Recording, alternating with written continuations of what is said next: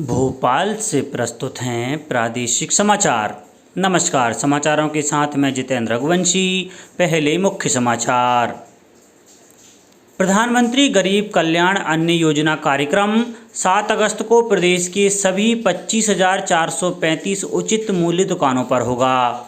RTE अंतर्गत दूसरी lottery 14 अगस्त को, स्कूल की चॉइस 4 से 11 अगस्त के बीच की जा सकेगी अपडेट।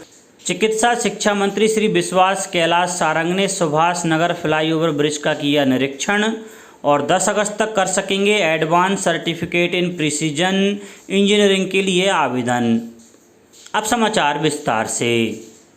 प्रधानमंत्री गरीब कल्याण अन्न योजना कार्यक्रम 7 अगस्त को प्रदेश की सभी 25,435 उचित मूल्य दुकानों पर होगा। गरिमामय कार्यक्रम में प्रधानमंत्री श्री नरेंद्र मोदी हितग्राहियों से वर्चुअल संवाद कर संबोधित भी करेंगे। प्रत्येक दुकान पर सोशल डिस्टेंसिंग के साथ प्रति दुकान 100 हितग्राहियों को बैग में राशन सामग्री का वितरण किया जाएगा। हितग्राहियों को एक दिन पूर्व निमंत्रण भी दिया जाएगा। कार्यक्रम स्थल पर सांस्कृतिक कार्यक्रम भी आयोजित किए जाएंगे। मुख्यमंत्री श्री शिवराज सिंह चौहान ने कहा कि 7 अगस्त को प्रातः 11 बजे प्रधानमंत्री गरीब कल्याण अन्न योजना कार्यक्रम में प्रधानमंत्री श्री नरेंद्र मोदी वर्चुअली जुड़ेंगे। उन्होंने कहा कि अन्न योजना कार्यक्रम में सभी जनप्रतिनिधियों की भागीदारी भी सुनिश्चित होगी। मंत्री, सांसद और विधायक अपने अपने क्षेत्र में कार्यक्रम का शुभारंभ करेंगे। प्रत्येक जिले में कार्यक्रम की व्यवस्था के लिए एक आईएएस अधिकारी को प्रभारी अधिकारी नियुक्त किया गया है। वन विहार राष्ट्रीय उद्यान जू भोपाल में वन्य प्राणियों और प्राकृतिक सौंदर्य के दीदार करने के लिए फ्रेंड्स डे और रविवार के अवकाश के दिन पर्यटकों की अच्छी खासी उपस्थिति दर्ज की गई। वन विहार उद्यान संचालक श्री अजय कुमार यादव ने बताया कि शाम तक 5,442 लोग वन विहार उद्यान में वन्य प्राणियों को देखने पहुंचे। प्रबंधन को 2,45,950 रुपये की आय प्राप्त हुई। बताया जाता है कि रविवार की सुबह वन विहार उद्यान के गेट पर वाहनों की लंबी लाइन लगी थी। उद्यान में आने वालों को मास्क लगाकर अंदर आने की अनुमति दी गई। शिक्षा का अधिकार अधिनियम के अंतर्गत सत्र 2021-22 में निःशुल्क प्रवेश की प्रथम चरण की प्रवेश प्रक्रिया उपरांत गैर अनुदान मान्यता प्राप्त शासकीय स्कूलों में शेष रिक्त सीटों पर द्वितीय चरण की प्रवेश प्रक्रिया 4 अगस्त से प्रारंभ हो रही है। संचालक राज्य शिक्षा केंद्र श्री धनराजू एस ने बताया कि पंजीकृत आवेदक 4 से 11 अगस्त 2021 तक स्कूल की चॉइस को अपडेट कर सकेंगे। ऑनलाइन लॉटरी के माध्यम से 14 अगस्त 2021 को स्कूल का आवंटन किया जाएगा। आवंटित स्कूल में 16 से 25 अगस्त 2021 तक बच्चे प्रवेश प्राप्त कर सकेंगे। संबंधित स्कूल को 25 अगस्त तक एडमिशन रिपोर्ट देनी होगी। इस संबंध में सभी जिलों के कलेक्टर और परियोजना समन्वयकों को निर्देश जारी कर दिए गए हैं।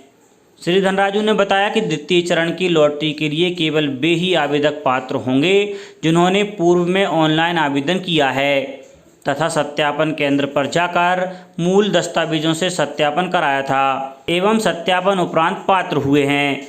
आवेदकों द्वारा केवल स्कूल की चॉइस में ही परिवर्तन किया जा सकेगा। आवेदक जिन्हें प्रथम चरण में कोई स्कूल आवंटित नहीं हुआ है अथवा ऐसे आवेदक जिन्हें प्रथम चरण में स्कूल आवंटन हुआ है किंतु उनके द्वारा आवंटित स्कूल में निःशुल्क प्रवेश नहीं लिया है, वे द्वितीय चरण में सम्मिलित होने के लिए स्कूल की चॉइस अपडेट कर आवेदन को अपडेट कर सकेंगे।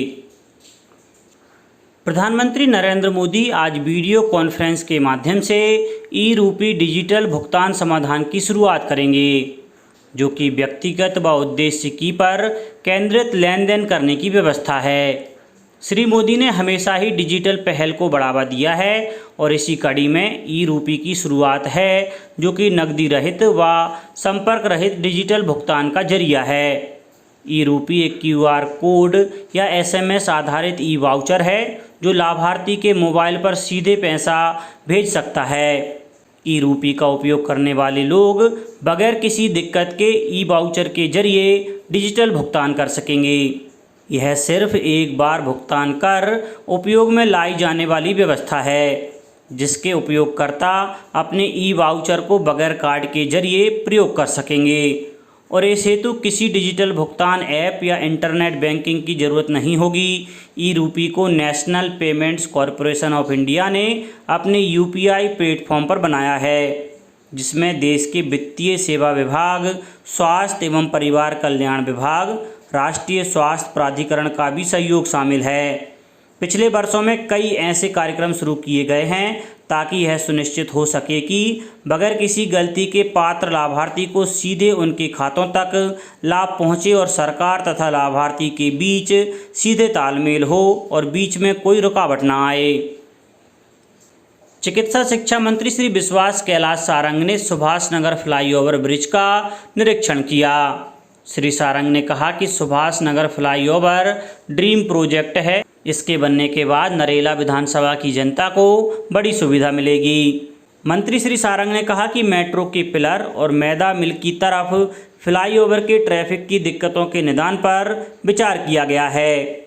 सारंग ने बताया कि मैदा मिल की तरफ एक रोटरी बनाई जाएगी, साथ ही ट्रैफिक सिग्नल भी लगाया जाएगा। मॉक ड्रिल कर ट्रैफिक को 1-2 घंटे चलाकर देखा जाएगा। सब कुछ सुचारू हो गया तो जल्दी फ्लाईओवर को चालू करा दिया जाएगा। इस मौके पर पीडब्ल्यूडी के प्रमुख अभियंता श्री अखिलेश अग्रवाल और जिला अध्यक्ष श्री सुमित पचौरी भी मौजूद थे। भारत में कोविड टीकाकरण अभियान के तहत अब तक 46 करोड़ 72 लाख से अधिक टीके लगाए जा चुके हैं। सभी को टीका लगवाने के लक्ष्य से शुरू किया गया अभियान 21 जून से देश भर में चलाया जा रहा है, जिसके तहत अब तक 46 करोड़ 72 लाख 59,775 टीके लगाए जा चुके हैं। केंद्रीय स्वास्थ्य मंत्रालय के अनुसार शनिवार को 53,72,000 से अधिक टीके लगाए गए। इनमें 18 से 44 वर्ष वर्ग के 27,90,000 लोगों को पहले दौर का टीका व 4,98,000 लोगों को दूसरा टीका लगाया गया। अब तक इस आयु वर्ग के 15 करोड़ 52 लाख लोगों को कोविड का पहला टीका लगाया जा चुका है, जबकि 85,77,000 लोगों को दूसरा टीका लगाया जा चुका है।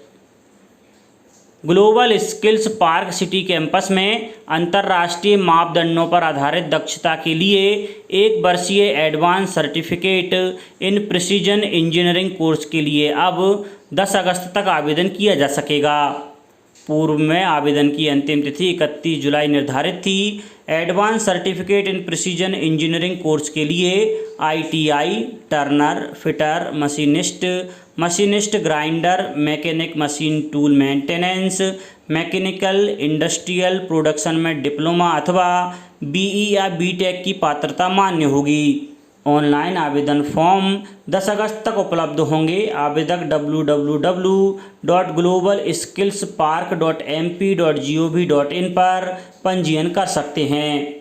विस्तृत जानकारी के लिए मोबाइल नंबर 9893346258, 8269433474 अथवा ईमेल admission.qsp@mp.gov.in पर संपर्क किया जा सकता है।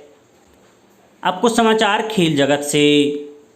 टोक्यो ओलंपिक में भारतीय शटलर PV सिंधु ने बैडमिंटन स्पर्धा में शानदार प्रदर्शन करते हुए कांस्य पदक जीत लिया है। ब्रॉन्ज मेडल के लिए कल खेले गए मुकाबले में PV सिंधु ने चीन की हे बिंगजियाओ को 21-13, 21-15 से हराया। 26 वर्षीय सिंधु का ओलंपिक खेलों में यह दूसरा पदक है। इससे पहले 2016 के रियो ओलंपिक में उन्होंने रजत पदक जीता था। राष्ट्रपति रामनाथ कोविंद, प्रधानमंत्री नरेंद्र मोदी और मुख्यमंत्री शिवराज सिंह चौहान ने PV सिंधु की कामयाबी पर प्रसन्नता व्यक्त करते हुए उन्हें बधाई दी है। पुरुष हॉकी स्पर्धा के क्वार्टर फाइनल मुकाबले में भारत ने ब्रिटेन को 3-1 से हराकर सेमीफाइनल में प्रवेश कर लिया है। टीम इंडिया 4 दशक बाद ओलंपिक के हॉकी स्पर्धा के सेमीफाइनल में पहुंची है। अब बात मौसम की। अरब सागर और बंगाल की खाड़ी से लगातार मिल रही नमी के कारण मध्य प्रदेश का मौसम बदला हुआ है। पिछले 1 हफ्ते से झमाझम बारिश का दौर जारी है। तापमान के नीचे लुढ़कते ही वातावरण में ठंडक बनी हुई है और आगे भी मौसम के ऐसे ही बने रहने के आसार हैं। मौसम विभाग ने कल रविवार फ्रेंडशिप डे के मौके पर सभी संभागों में कहीं कहीं बारिश के साथ 27 जिलों में भारी बारिश की संभावना जताते हुए रेड और ऑरेंज अलर्ट जारी किया है। मौसम विभाग के मुताबिक शहडोल, जबलपुर, इंदौर, उज्जैन, होशंगाबाद, ग्वालियर, चंबल, भोपाल, सागर, रीवा संभाग के जिलों में कहीं कहीं बौछारें पड़ने की संभावना है। वहीं ग्वालियर, चंबल संभाग के साथ नीमच और मंदसौर जिले में अति भारी बारिश का रेड अलर्ट जारी किया गया है। रीवा, सागर और भोपाल संभाग के साथ आगर और शाजापुर जिलों में भारी बारिश के लिए ऑरेंज अलर्ट जारी किया गया है। वहीं बिजली चमकने और गिरने के साथ 20 किलोमीटर प्रति घंटे की रफ्तार से हवा चलने के भी आसार हैं। अंत में मुख्य समाचार एक बार फिर। प्रधानमंत्री गरीब कल्याण अन्न योजना कार्यक्रम 7 अगस्त को प्रदेश की सभी 25,435 उचित मूल्य दुकानों पर होगा। RTE अंतर्गत दूसरी लॉटरी 14 अगस्त को। स्कूल की चॉइस 4 से 11 अगस्त के बीच की जा सकेगी अपडेट। चिकित्सा शिक्षा मंत्री श्री विश्वास कैलाश सारंग ने सुभाष नगर फ्लाईओवर ब्रिज का किया निरीक्षण और 10 अगस्त तक कर सकेंगे advance certificate in precision engineering के लिए आवेदन। इस बुलेटिन में इतना ही। घर पर रहिए, सुरक्षित रहिए और सुनते रहिए प्रादेशिक समाचार। नमस्कार।